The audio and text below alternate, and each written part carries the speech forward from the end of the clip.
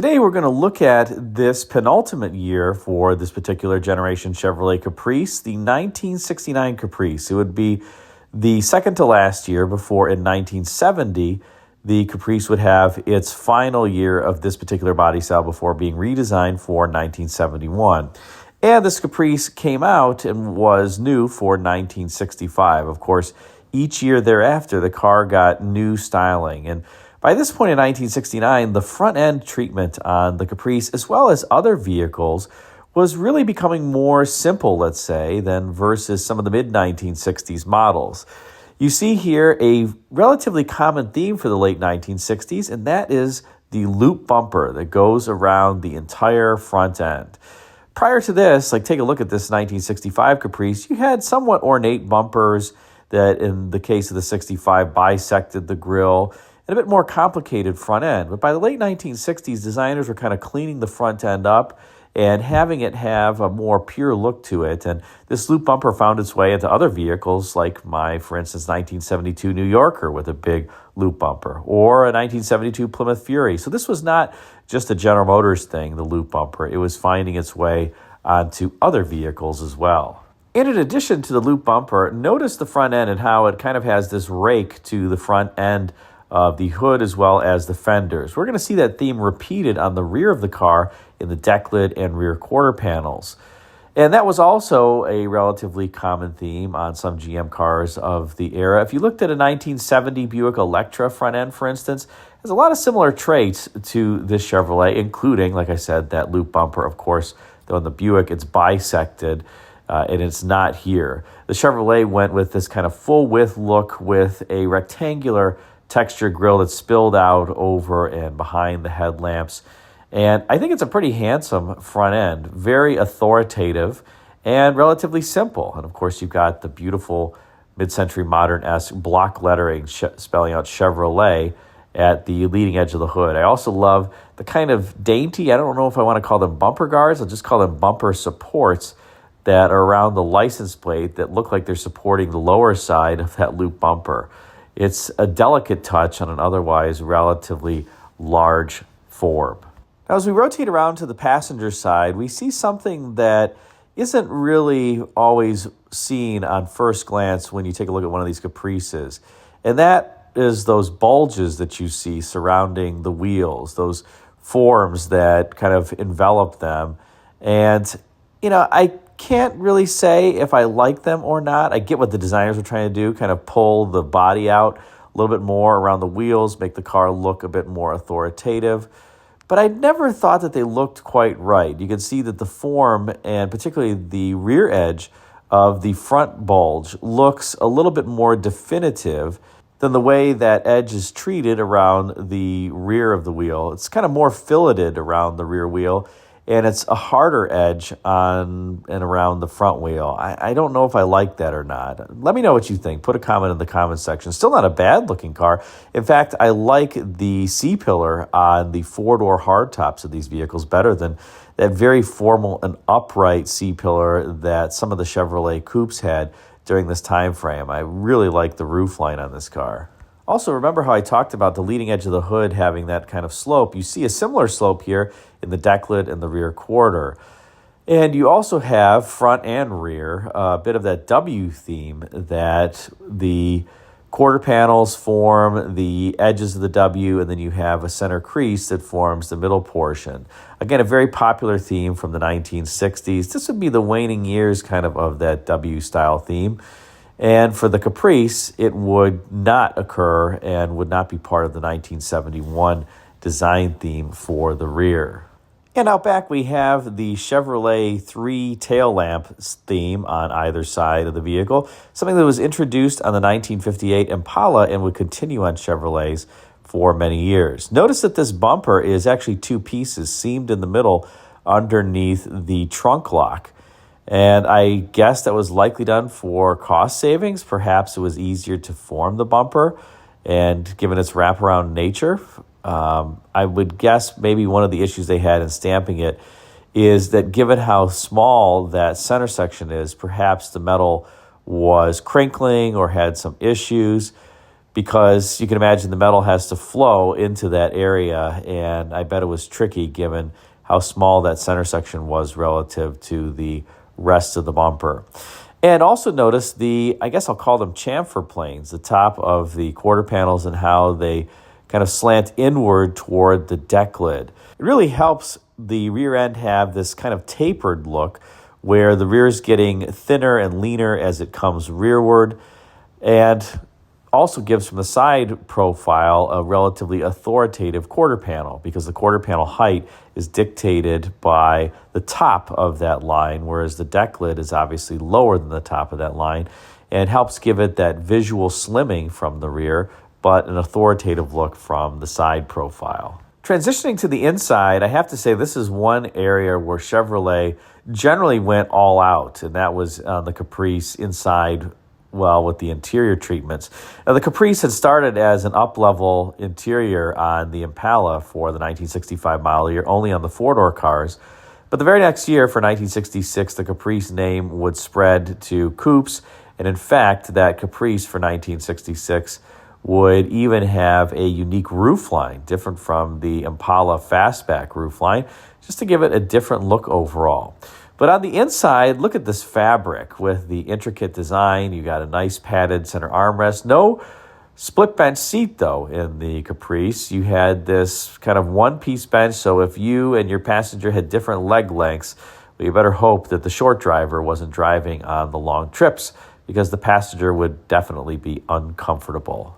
This door panel, I have to say, is a work of art. I love that is fake wood, that is not real wood, but I love the wood upper with the little fleur-de-lis, and how it's symmetric in terms of the wood at the top and the carpet and the kick panel at the bottom. I think that's a beautiful design. I don't think I've seen that on any other car of the era or period. And then you also have the 5 buttons there with the real stitching that comes down from the bright work on the door card. Just a gorgeous door panel. The only thing that I don't really care for is that this is using a stubby armrest. This really needs a full armrest. After all, this is a Caprice. Come on, this is a luxury car. But I guess Chevrolet had to pinch some pennies somewhere, and this car obviously does not have the optional power windows. It has manual windows. And yes, everything was optional back in the day. Even on the top-of-the-line Chevrolet vehicle like this, a lot of people opted for manual windows over power. But again, just a gorgeous door panel in terms of its overall design. And by the way, you even got fake wood grain on the steering wheel, which again looks pretty good. Have the Caprice logo in the middle. This one has an aftermarket cruise control, it appears, that is kind of fastened to the turn signal stalk. So I guess somebody didn't order cruise control or bought this car used and added it on as an aftermarket option, which you could definitely do back in the day.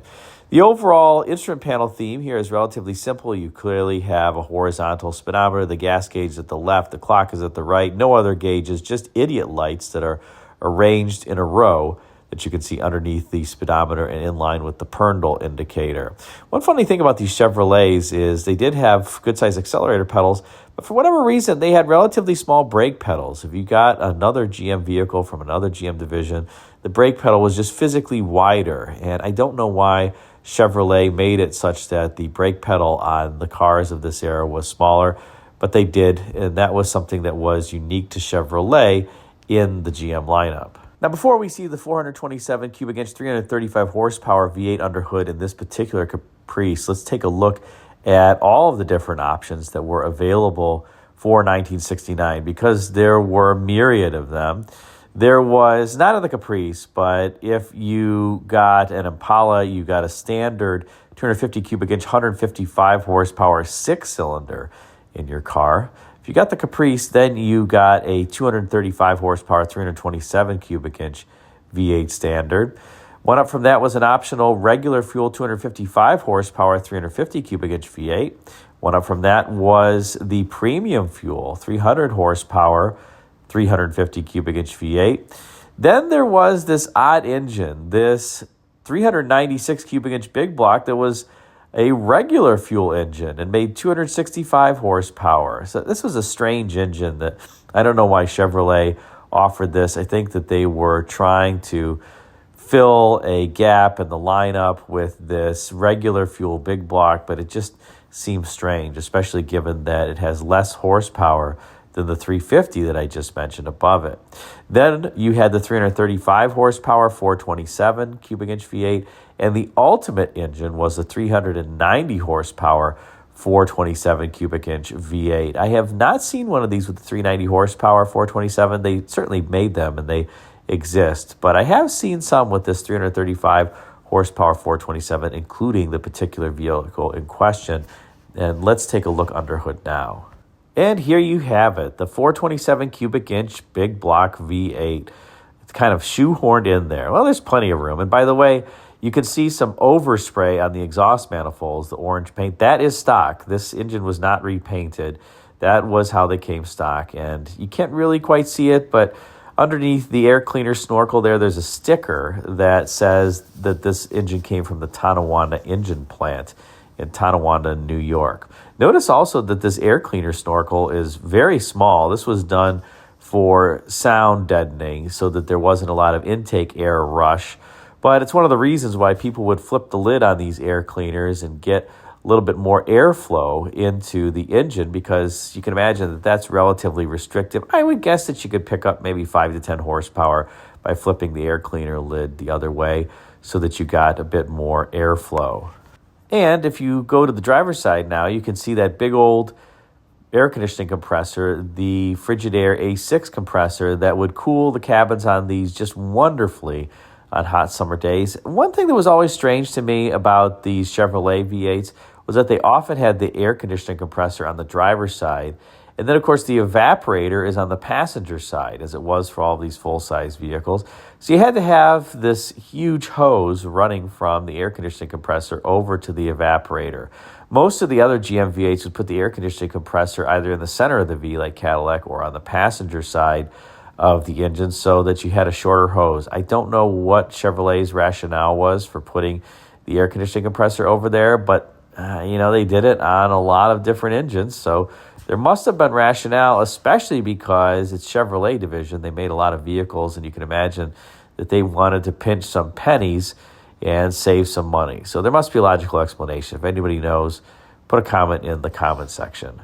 I will also mention that this was the last year for the 427 cubic inch big block V8 in passenger cars, because for the 1970 model year, it would be enlarged to 454 cubic inches. And 1970 would be the only year where you could get a premium fuel 454 cubic inch V8 under hood. In 1971, the 454 was still around, but it had to run on unleaded fuel or low lead fuel, and so the compression ratio was reduced from the 1970 versions. So if you love the 427, you got to get a 1969 or earlier, because this was the last year of it. And obviously, being a Caprice, you can see this car has power brakes, the big vacuum booster there with the dual-chambered master cylinder, which was introduced in 1967 and mandatory in that year. Having dual-chamber master cylinders, I will say, is much safer than just a single chamber. If you have a single chamber master cylinder on your car, make sure your emergency brake works, because you don't want to pop a brake line and have zero brakes. That would not be good. And there you have it, the 1969 Caprice, one of the best looking Caprices, I think, that was ever produced. Very handsome, particularly from the front end perspective.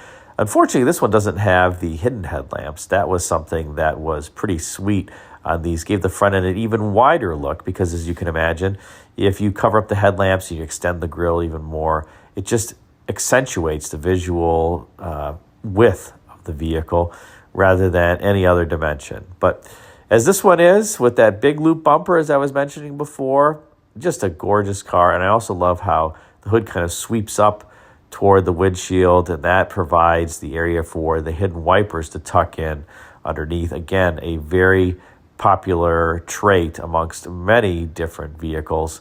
The hidden wiper craze was in full swing at this time. It was good and bad. I think it kept the snow off of your wipers, and it certainly gave the car a neat look. But if you were driving on a snowy day, the snow would kind of pack in that under hood area, and that wasn't always necessarily good. In any case, thanks for watching this video. Put a comment in the comment section on what you think of this 1969 Caprice. Until next time, take care.